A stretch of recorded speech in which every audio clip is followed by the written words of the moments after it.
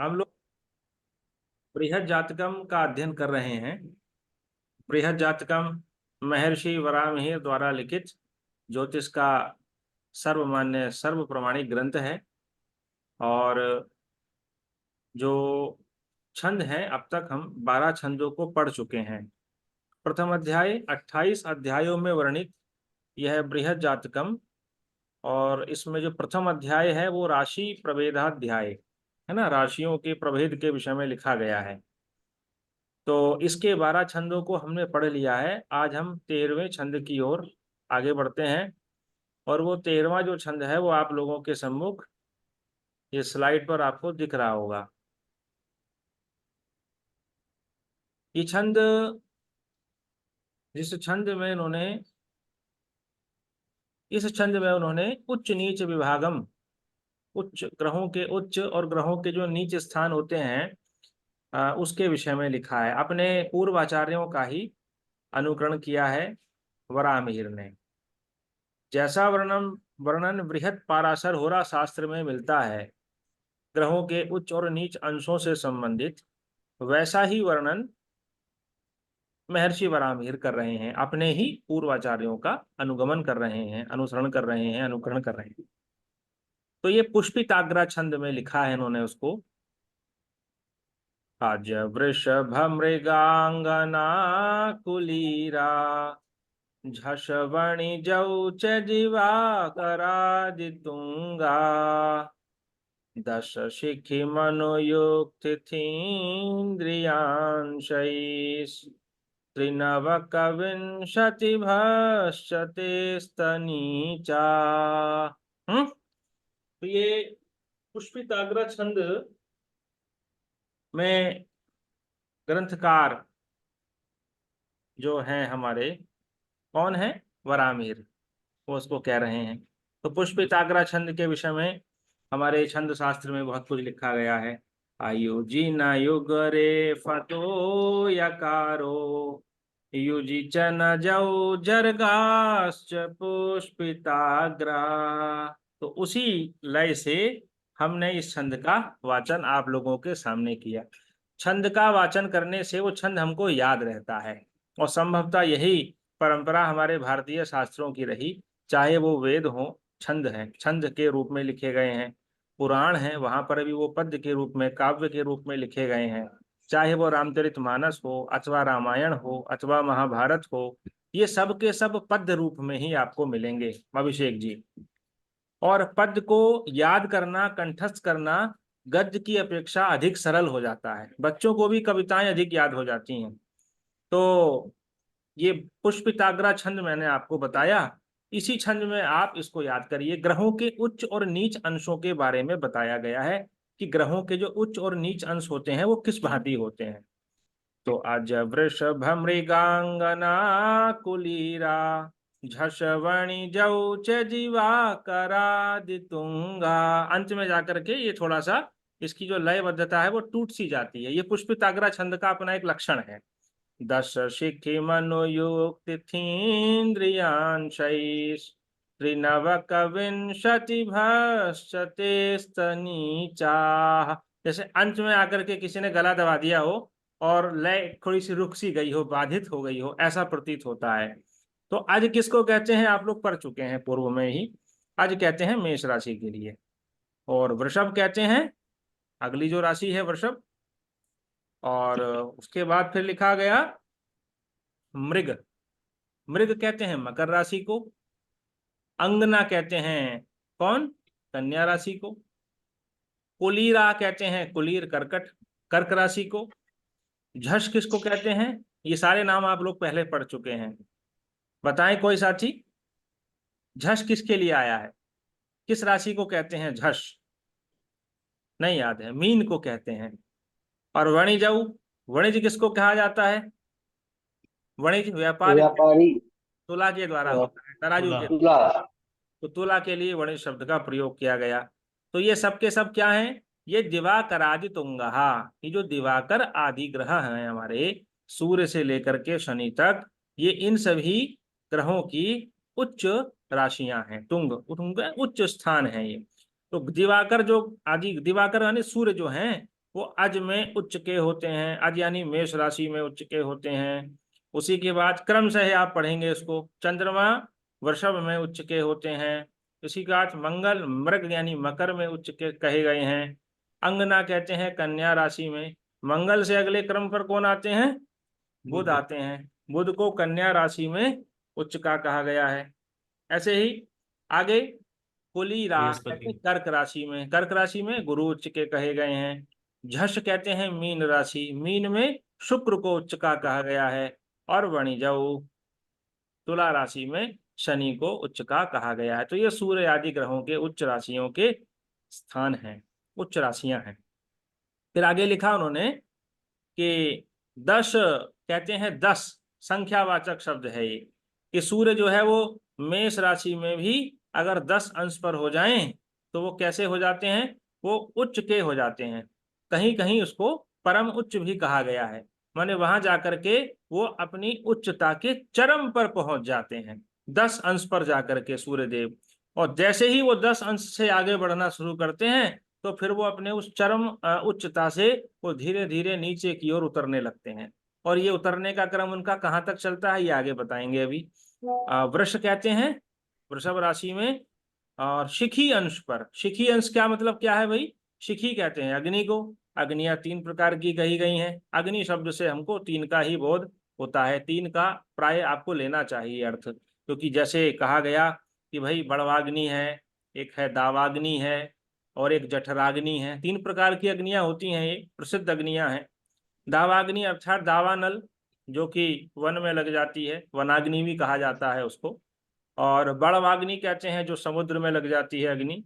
इसी तरह से एक होती है जठराग्नि, जठर रस जो हमारे आमाशय में पेट में बनता है, उसके कारण जो अग्नि हमको प्रतीत होती है, भूख लगती है हमको। तो ये 3 प्रकार की अग्नियां हैं, इसलिए अग्नि शब्द से, शिखी शब्द से ज्योतिष के ग्रंथों में 3 का बोध होता है। तो वृषभ राशि में 3 अंश पर, शिखी अंश पर चंद्रमा उच्च के होते हैं। 3 अंश पर जाकर के उनकी उच्चता चरम पर पहुंच जाती है। और मनुयुक्त, मनुयुक्ति, मनुयुग, मनु कहते हैं, आप पढ़ते हैं ना, जब आप कोई संकल्प लेते हैं तो पढ़ते हैं विष्णु विष्णु विष्णु श्रीमद्वितीय परार्धेश्वरी श्वेत वाराह कल्पे वैवस्वत मनवंतरे। मनवंतर कौन सा चल रहा है इस समय? वैवस्वत मनवंतर चल रहा है ना। अष्टाविंशति तमे कलियुगे कली प्रथम चरणऊ, ऐसे करके आप संकल्प लेते हैं किसी शुभ कार्य को करने के लिए, तो उसमें मनवंतर का जिक्र आता है। तो कितने मनवंतर कहे गए? 14 मनवंतर कहे गए। 14 मनवंतर जब पूरे हो जाते हैं तब अगला जो है वो शुरू होता है ना, समय बदल जाता है। तो अभी तो 7वां मनवंतर चल रहा है। 7वें मनवंतर के बाद फिर 8वां मनवंतर आएगा। फिर उनकी अपनी गणना है, युग युगों की जो गणना हम लोग पढ़ते हैं। तो मनु युग, मनु का मतलब होता है 14, 14 मनवंतर होते हैं। और युग कहते हैं, युग युग, युग मतलब थोड़ा दो, दो से अर्थ लिया। तो मनु को आप 2 बार लिखेंगे, 14 को 2 बार लिखेंगे, तो 14 दूनी कितना हुआ? 28 हुआ।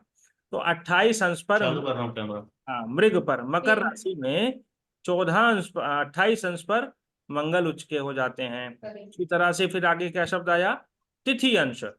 तिथि कितनी होती हैं? 15 होती हैं। तो 15 अंश पर, तिथि अंश पर कौन उच्च के होते हैं? अंगना, कन्या राशि में बुध उच्च के हो जाते हैं। और फिर आगे लिखा उन्होंने इंद्रियांश, इंद्रियों के अंशों पर, इंद्रियों के अंशों पर कौन? गुरु कुलीर राशि में, कर्क राशि में उच्च के होते हैं। तो भाई इंद्रिय अंश क्या है? यहाँ पर इंद्रियां कितनी कही गई? 5 ही कर्मेंद्रियां हैं और 5 ही ज्ञानेंद्रियां हैं। तो इंद्रिय शब्द से 5 का बोध होता है। अतः 5 अंश पर कर्क राशि में गुरु उच्च के होते हैं, अपनी उच्चता को देते हैं।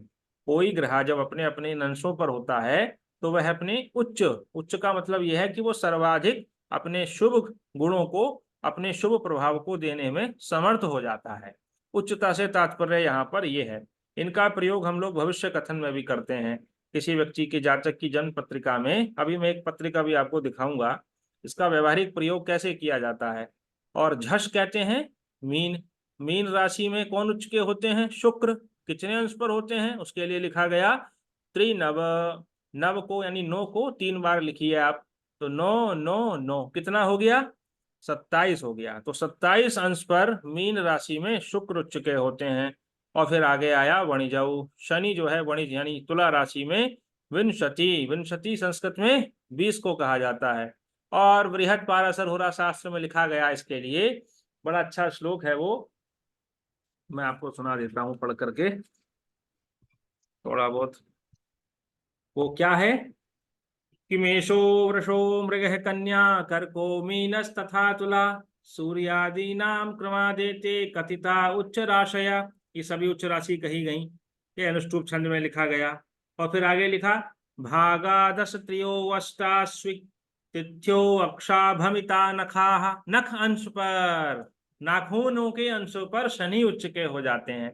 नाखून कितने हैं? 5 और 5 इन दोनों हाथों में 10, और यही 5 और 5 पैरों में 10 और 10 20 अंश पर। तो ऐसे करके देखिए कितना काव्यात्मक रूप ग्रंथों में ऋषियों ने हमारे इसको वर्णन किया है। तो विंशति अंश पर शनि उच्च के हो जाते हैं। और ते अस्त नीचाहा, इसका अर्थ क्या हुआ? क्योंकि जिन अंशों पर, जिन राशियों पर ये ग्रह उच्च के होते हैं, उन्हीं राशियों से अस्त राशियों में, अस्त भाव कौन सा होता है? सप्तम भाव की अस्त संज्ञा होती है, जहां पर सूर्य देव जाकर के अस्त हो जाते हैं। लग्न में उदय होते हैं, लग्न को उदय उदय उदयाचल कहा गया, सप्तम भाव को अस्त भाव कहा गया, अस्ताचल कहा गया, सूर्य वहां जाकर के अस्त हो जाते हैं।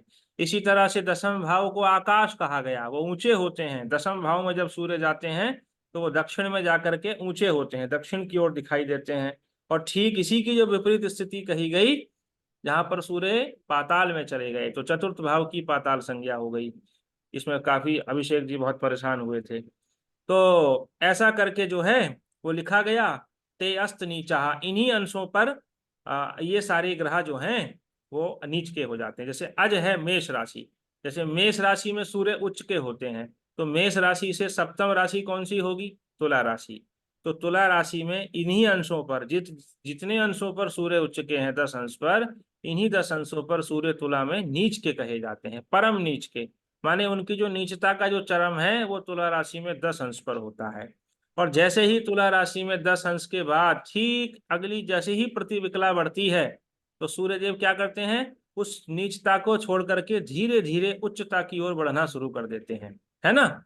आप जैसे किसी की जन्म पत्रिका में अगर सूर्य तुला राशि में अगर 11 अंश पर है, तो आप क्या कहेंगे? इसका क्या अभिप्राय निकलेगा? अभिप्राय यह निकलेगा कि वो अपनी नीचता के चरम को प्राप्त कर चुके हैं। अब वो कहाँ चल रहे हैं, कहाँ बढ़ चुके हैं? अब वो उच्चता की ओर चल पड़े हैं। ठीक है। तो तुला के बाद वो वृश्चिक में आएंगे, फिर धनु, मकर, कुंभ, मीन, मेष में पहुंच जाएंगे, और वहां जाकर के वो अपनी चरम उच्चता को प्राप्त कर लेंगे। तो ऐसे ही मंगल, जैसे चंद्रमा को वृषभ राशि में उच्च का कहा गया, तो वृषभ राशि से ठीक सप्तम राशि में यानी अस्त राशि में, ते लिखा ना, ते अस्त नीचा, वे अपने अस्त राशियों में नीच के हो जाते हैं। तो वृषभ से अस्त राशि जो होगी वो कौन सी होगी? वृषभ से 7वीं राशि, आप वृषभ से काउंट करिए। तो वृषभ है, मिथुन है, कर्क है, फिर उसके बाद सिंह है, फिर तुला है, फिर वृश्चिक, वृश्चिक राशि आ जाती है ना। वृषभ, मिथुन, कर्क, सिंह, कन्या, तुला, वृश्चिक। तो वृषभ से वृश्चिक तक 7वीं राशि आई, और वहां पर चंद्रमा नीच के हो गए इन्हीं अंशों पर, 3 अंशों पर। ऐसे ही मृग कहते हैं, मकर में जब मंगल उच्च के हैं, तो मकर से 7वीं राशि कौन सी होती है? कर्क, वो नीच के हो जाते हैं। अंगना कहते हैं कन्या, कन्या में बुध उच्च के होते हैं, तो कन्या से 7वीं राशि मीन होती है, वहां पर बुध नीच के हो जाते हैं। कुली रहा कहते हैं कर्क राशि, कर्क में गुरु उच्च के होते हैं, कर्क से 7वीं राशि यानी कि मकर में गुरु नीच के हो जाते हैं। झष कहते हैं मीन, मीन में शुक्र उच्च के होते हैं, वहां से 7वीं राशि कन्या में नीच के हो जाते हैं। वणिज कहते हैं तुला, तुला में शनि उच्च के होते हैं, तुला से सप्तम राशि अर्थात मेष राशि में शनि नीच के हो जाते हैं, इन्हीं 20 अंशों पर वो नीच के हो जाते हैं। अब इसको हम एक चित्र के माध्यम से भी समझ सकते हैं, ये है ना, ये चित्र भी सामने आपको दिख रहा होगा।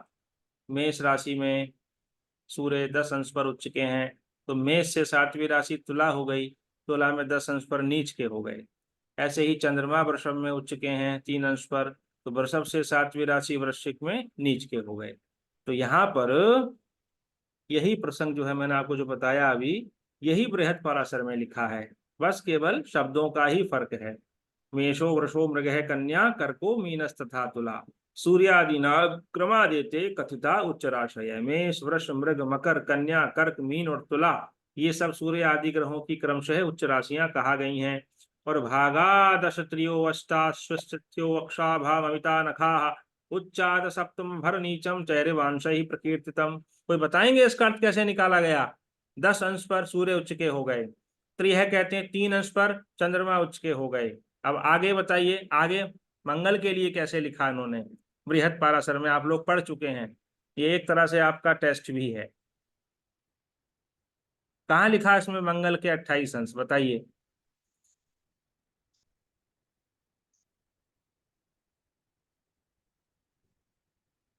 गिरजाशंकर। अष्टा अश्व लिखा हुआ है। हाँ तो अश्व से वो भगवान सूर्य के जो घोड़े होते हैं, हाँ, वो अ, उनसे कुछ बताया था आपने जोड़ के। कैसे बताया था? वही तो पूछ रहा हूं मैं। 7 घोड़े होते हैं उनके, जो जी 7 रंगों के प्रतीक होते हैं। जी, तो मंगल के 28 कैसे हुए यहाँ? 7 घोड़े हो गए, थोड़े घोड़े और ले आओ आप। हाँ, तो 28 के लिए 4 मिल नहीं रहा है, कहाँ से लाया जाए। इतना अधिक पढ़ने के बाद में और इस श्लोक का अगर अर्थ नहीं निकाल पा रहे तो फिर कैसे काम चलेगा भाई? मोनिका गुप्ता जी बताएंगी, देखिए हमारे पास बहुत सारी प्रतिभाएं हैं अभी। नहीं क्लियर होगा सर। अरे, गिरजा शंकर शुक्ल जी हैं? गुरुजी मैं बाहर हूँ इस समय। 7 घोड़ों के पैर, 4, 28। अच्छा, घोड़ों के पैर भी जोड़ लिए इसमें, तो ठीक है। मतलब 28 पूरा करना है, कैसे ही कर लो। देखिए, अष्ट कहते हैं 8 हैं, और अश्वी कहते हैं अश्विनी कुमार जो हो गए हैं। इसको आप संधि विच्छेद करेंगे तो ये अश्वी शब्द है, ये अश्वी। तो अश्वी का मतलब होता है अश्विनी कुमारों से। अश्विनी कुमार कौन दो है? देवताओं के वैद्य हैं। कितने हैं वो? कितने लोग हैं वो? दो 2 हैं, दो है। अश्विनी और कुमार, ठीक है। और अष्ट का मतलब क्या होता है? 8। अब 8। आप इसको जब लिखेंगे तो आप लिखेंगे 8 और 2, भाई ये तो 82 हो गया।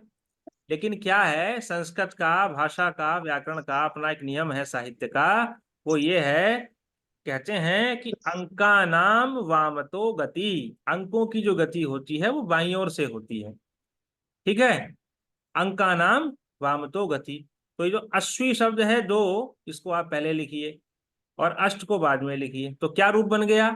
28 बन गया, है ना। तो 28 अंश पर मंगल उच्च के हो गए। और फिर लिखा तिथ्यो, तिथि अंश पर, तिथियां होती हैं 15, 15 अंश पर बुध उच्च के हो गए कन्या में। और फिर लिखा अक्ष, अक्षः, अक्ष कहते हैं इंद्रियां, कितनी है वो? 5 हैं, 5 इंद्रियों पर हो गए। फिर आगे लिखा भा, भा अंश पर शुक्र उच्च के होते हैं। भा कहते हैं नक्षत्रों को। भाई नक्षत्र कितने होते हैं? सप्तविंशति 27। नक्षत्रा हैं, 27 नक्षत्र होते हैं। वो 27 अंश पर शुक्र उच्च के हो गए। और फिर लिखा उसमें नखाहा, नाखूनों पर, 20 विंशति, 20। 20 अंश पर शनि उच्च के हो गए। मिता माने समाह। और फिर लिखा आगे उच्चात सप्तम, सप्तम, सप्तमर्भ नीचम चैरेवांशः प्रकीर्तितम। प्रसिद्ध है ये, उच्च से 7वीं राशियों पर इन्हीं ग्रहों के अंश नीच के प्रसिद्ध हैं। तो ये बृहद पाराशर में महर्षि पाराशर ने इसके बारे में लिखा है। आप देखिए, मैं आपके सामने एक जन पत्रिका को बताता हूं और कैसे इन ग्रहों के उच्च का और नीच के अंशों का प्रयोग हम ज्योतिष में करते हैं वो आपको स्पष्ट हो जाएगा। यहाँ पर आप देखेंगे तो ये कुंभ लग्न की जन पत्रिका है। इस कुंभ लग्न की जन पत्रिका में बताइए सूर्य कहाँ पर बैठे हैं?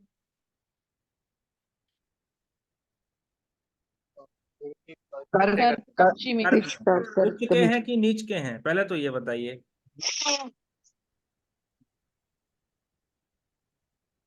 ना तो उच्च के हैं ना नीच के हैं हैं। गुरुजी। हाँ, अब इसमें एक शब्द, एक टर्म और निकल के आता है, वो है उच्चाभिमुख और एक है नीचाभिमुख। सूर्यदेव उच्च की ओर जा रहे हैं अथवा नीच की ओर जा रहे हैं?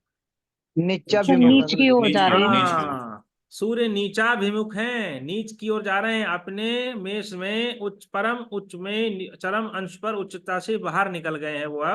अब उनका उतरना शुरू हो गया है। ठीक है, अब उनका पतन हो रहा है, नीचे की ओर जा रहे हैं। तो इसके मतलब ये हुआ कि इस सूर्य में हल्का हल्का नीचता का प्रभाव भी आना शुरू हो गया।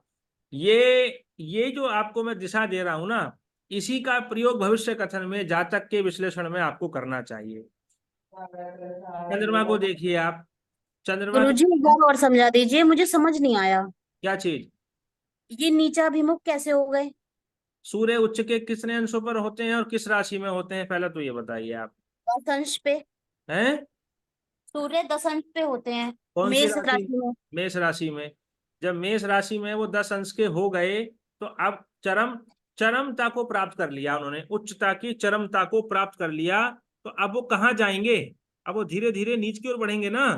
हाँ जी। कब तक बढ़ेंगे नीच के वो? जब तक वो तुला में नहीं पहुंच तुला जाते। में ना आ जाए। तो अब ये तुला की ओर ही तो बढ़ रहे हैं सूर्य। अच्छा। और कर्क के बाद सिंह आएगी। सूर्य यहाँ जी। पर कर्क राशि में है। कर्क के बाद सिंह राशि में जाएंगे, फिर ये तो कन्या में आ जाएंगे, और कन्या के बाद फिर ये तुला में आ जाएंगे। तुला तुला राशि में। में कब होते हैं ठीक। सूर्य? दीपावली के आसपास होते हैं। दीपावली में, जब दीपावली आती है तो उस समय सूर्य नीच के हो जाते हैं। ठीक है गुरु। दीपावली कब मनाई जाती है? कार्तिक सितंबर अक्टूबर हैं? अक्टूबर नवंबर में। कार्तिक अमावस्या। मासस्य अमावस्याम तिथौ दीपावली पर्व मन्यते, मनाया जाता है। अमावस्या तिथि को सूर्य जब कार्तिक में पहुंचते हैं तो वहां पर तुला राशि में हो जाते हैं। कभी ध्यान करना आप, त्योहार जो है हमारे वो ज्योतिष से ही जुड़े हुए हैं। सूर्य नीच के हो जाते हैं, जो अग्नि तत्व है वो बिल्कुल लगभग प्रायः समाप्ति की ओर हो जाता है। इसलिए जगह जगह जगह जो है वो दीपों का प्रज्वलन किया जाता है, दीपोत्सव मनाया जाता है। घर घर में, चौराहे पर, मार्ग मार्ग में जो है अग्नि के दीपक सरसों के तेल से वो जलाए जाते हैं अमावस्या की रात को, क्योंकि वहां पर सूर्य नीच के हैं। अग्नि तत्व जो वो वायुमंडल में है वो विकृत हो रहा है, वो नीचता की ओर जा रहा है। तो ऋषियों ने उस पर्व को जो है वो दीपावली से जोड़ा, दीप प्रज्वलन से जोड़ा। इसका ये भी वैज्ञानिक निहितार्थ है, और भी बहुत सारे तथ्य हैं इसके पीछे। अब चंद्रमा को देखिए आप, चंद्रमा यहाँ पर कन्या राशि के हैं। कहाँ पर की ओर जा रहे हैं? वृश्चिक की ओर बढ़ रहे हैं। वृश्चिक में 3 अंश पर नीच के हो जाते हैं वो। तो चंद्रमा यहाँ पर नीचाभिमुख है, नीचता की करीब करीब पहुंचने ही वाले हैं, है ना। तो नीचता का गुण इनके अंदर भी आ गया है। मंगल को देखिए आप, मंगल वृषभ राशि में है। कहाँ जा रहे हैं? कर्क की ओर। यानी कि ये भी नीचता की ओर बढ़ रहे हैं इस समय। 3 ग्रह नीचता की ओर चल रहे हैं। मंगल के बाद गुरु को देखिए, गुरु अपनी उच्च राशि की ओर बढ़ रहे हैं। गुरु शुभ है, उच्चता की ओर जा रहे हैं अपनी, है ना। गुरु के बाद फिर आप शुक्र को देखिए, शुक्र नीचता की ओर जा रहे हैं, कन्या की ओर बढ़ रहे हैं, है ना। 4 ग्रह नीचता की ओर जा रहे हैं। अब आप और आगे बढ़ जाइए, शनि को देखिए, शनि शोभ रही है शनि। शनि भी नीचाभिमुख है। नीचा अपनी उच्च राशि से वो निकल करके आ गए। नीचाभिमुख। यानी एक बृहस्पति को छोड़ दिया जाए तो गुरुजी शनि वक्री सारे भी तो ग्रह, है। सुन लीजिए जो आप तथ्य मैं आपको बताने जा रहा हूं, केवल बृहस्पति को छोड़ दिया जाए तो सारे ही ग्रह जो है इस समय अपनी नीचा राशियों की ओर प्रस्थान कर रहे हैं। दक्षिणायन भी चल रहा है ना। और देखिए कितना बड़ा जो है वो बवंडर आपके पड़ोसी देश बांग्लादेश में कट चुका है। ईरान और इजराइल का मैटर भी आप लोग देख ही रहे हैं। माने जो इस समय नीचता की पराकाष्ठा है, आकाशीय ग्रह स्थिति के माध्यम से वो हम सब लोगों को व्यक्त हो रही। आप मेरे बात को समझ पा रहे हैं कि नहीं? जी समझ रहे हैं। एक छोटा सा विश्लेषण मैंने आपको दिया है, इसको पकड़ करके आप देखिए, इसमें ग्रहों के अंशों को जब हम लेना शुरू करेंगे तो और अधिक बारीकी पर हम पहुंच पाएंगे कि कौन क्या नीचता के ग्रह क्या आपस में केंद्र त्रिकोण का संबंध तो नहीं बना रहे कि 2 नीच के ग्रह आपस में एक दूसरे को, नीचाभिमुख ग्रह एक दूसरे को देख रहे हो। इसमें इस बात का फिर आप विचार करिए तो आप पाएंगे कि बहुत कुछ वस्तु स्थिति आपको धीरे धीरे धीरे स्पष्ट होने लगेगी, है ना। यही ज्योतिष का जो है वो लाभ है कि ज्योतिष को जो वेदा नाम चक्षु कहा गया, वेदों का नेत्र कहा गया, वो इसीलिए कहा गया। अब देखिए अभी जो बांग्लादेश की घटना घटी है, बांग्लादेश भारत से कौन सी दिशा में है? पूर्व पूरब में है गुरुजी। पूर्व में। पूर्व दिशा की ओर है। और शनि को देखिए, शनि कौन सी राशि में चल रहे हैं? अभी चल रहा है कुंभ राशि में है गुरुजी। कुंभ राशि राशि में। में सप्तम दृष्टि। अब शनि वक्री भी है इस समय, है ना। तो शनि वक्री दृष्टि से अपने सम्मुख कौन सी राशि को देख रहे हैं? सूर्य को, सिंह राशि को। सिंह राशि को। सिंह राशि को कौन सी दिशा में कहा गया? किस दिशा का पूर्व। कहा गया? पूर्व दिशा। पूर्व दिशा का कहा गया। तो भारत से पूर्व में वक्री शनि की दृष्टि ने भूचाल ला दिया ना, जन आंदोलन हो गया ना बांग्लादेश में। शनि की क्रूर दृष्टि कही गई, वक्री शनि की जो दृष्टि है वो बड़ी क्रूर दृष्टि कहा गया। और वक्री शनि जब देखते हैं तो जिस दिशा की ओर वो देख रहे हैं उस दिशा में बवंडर काटने की सामर्थ्य रखते हैं। वो इंडिकेट कर रहे हैं कि कुछ होने जा रहा है पूर्व दिशा की ओर, सावधान रहिए, अलर्ट रहिए। पहले प्राचीन काल में जब राजतंत्र इस देश में था तो चारों दिशाओं के लिए अलग अलग जो है ये सब चीजें राजा को बताई जाती थी कि अमुक अमुक स्थान पर। मेदिनी ज्योतिष में तो बड़ा विस्तार से वर्णन है इस विषय का कि देश के या भूमंडल के किस भूभाग में कौन सी घटना घटित होने जा रही है ना। तो उसका वर्णन किया जाता था। किसी दिन जब संभव होगा, जब थोड़ा सा बृहद जातकम, बृहद पाराशर और फल दीपिका इत्यादि ग्रंथों को हम लगभग आधे से अधिक कवर कर लेंगे तो फिर हम लोग जो है मेदिनी ज्योतिष की तरफ भी बढ़ेंगे। संसार का भविष्य कथन कैसे किया जाता है। मैंने एक दिन आपको अपना स्वप्न भी लिखा था ग्रुप में, और मैंने उसमें एक लेख लिखा था कि मैं देख रहा हूँ कि देश में अस्थिरता सी स्थिति आ गई है और चारों तरफ पानी ही पानी है, लोगों के हाथ जो लग रहा है लूट रहे हैं। ऐसे करके मैंने एक लेखनी आप लोगों के लिए लिखी थी ग्रुप में, जी जी पढ़ी होगी जी। आपने। और वो स्वप्न यस। बिल्कुल अक्षर सह सत्य सिद्ध हुआ बांग्लादेश के संदर्भ में। वहां पर ऐसे ही प्रधानमंत्री के आवास में, संसद भवन में देखिए कैसे उपद्रवी लोग घुस गए। कोई कुर्सी लेकर के जा रहा है, कोई कुछ लेकर के जा रहा है, जिसके जो हाथ लग रहा है वो लूट रहा है वहां पर। तो बहुत ही संवेदनशील स्थिति है और हम तो ईश्वर से प्रार्थना करते हैं कि हमारे देश में ऐसी स्थिति ना हो। ईश्वरीय अनुकंपा हम लोगों के ऊपर रहे। और ग्रह जो है परमात्मांश ही हैं। ग्रहों ग्रहों को केवल खगोलीय पिंड मानना ये हमारी भूल होगी। सारा सब कुछ जो भी है वो सब ईश्वर से ही, परमात्मा से ही प्रकट हुआ है ना। वो निराकार था और निर्गत है आकार है। उस निर्गत, उसी से जो आकार प्रकट हुआ वही साकार है। तो साकार रूप जो भी रूप हमको दिखाई दे रहा है ये सब उस निर्गत परमात्मा स्वरूप से ही प्रकट हुआ है, निराकार। है ना। तो निराकार शब्द की जो उत्पत्ति व्याकरण की दृष्टि से कही गई वो है निर्गत आकार है, यस्मात्, जिससे यह सारा आकार निकला है वही निराकार है। तो ये सब साकार रूप हो गया हमारा। सब शांति रहे, सर्वेशाम मंगलम भूयात, सभी का मंगल हो और सभी लोग कल्याण देखें। हम लोग प्रतिदिन प्रार्थना करते हैं अपने इस चैनल के माध्यम से, और ज्योतिष को हम इसलिए सीख रहे हैं कि कम से कम अपना व्यक्तिगत जीवन हम लोग ठीक कर सकें। यदि हर नागरिक जागरूक होगा, हर नागरिक कदम कदम पर अलर्ट रहेगा, अपने परिवार को संभाल लेगा, तो मैं समझता हूँ देश अपने आप संभल जाएगा, है ना। हम सुधरेंगे, जग सुधरेगा, हम बदलेंगे, जग बदलेगा। इसी नीति पर हमारे पूर्वज चलते आए हैं और हम लोग भी चलें। इसी आशा के साथ आज के इस सेशन को मैं यहीं पर विराम दे रहा हूँ।